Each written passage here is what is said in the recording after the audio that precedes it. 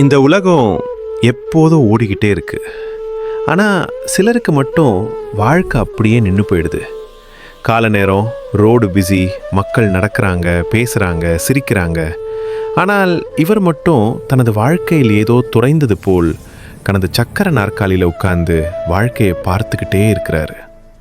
கால்கள் பலவீனம், கைகள் நடுக்கம், ஆனால் கண்களில் எத்தனை வருஷங்களோட வலி.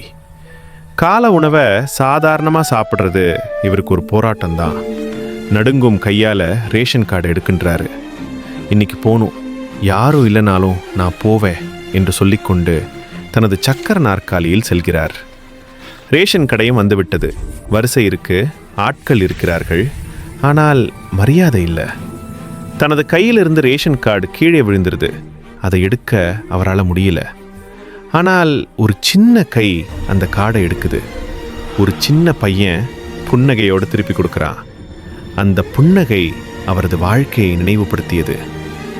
ஒரு காலத்தில் அவரும் ஒரு ஆசிரியர்.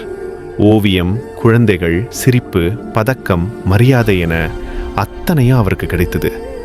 இன்னைக்கு அந்த பதக்கம் தூசியில். ஆனால் அவருக்குள் இருக்கிற திறமை இன்னும் உயிரோடு தான் இருக்கு. அந்த நேரத்தில் ஒரு இளம் பெண் ஒரு பழைய ஓவியத்தோட அவர் வீட்டுக்குள் வருகிறாள். சார், இது நீங்கள் வரைந்தது தான் என்று ஒரு ஓவியத்தை காட்டுகிறாள். அவரோட மூச்சே நின்று போகுது. தன்னை பற்றி வருந்திய அவர் அந்த ஓவியத்தை பார்த்தவுடன் நெகிழ்ந்து போகிறார். மீண்டும் அவர் ஓவியத்தை தீட்டுகிறார். மீண்டும் அவர் வாழ்க்கை வண்ணங்களாக மாறின. உடல் பலவீனம் குறையல்ல, அதை எதிர்த்து போராடாத மனமே உண்மையான குறை.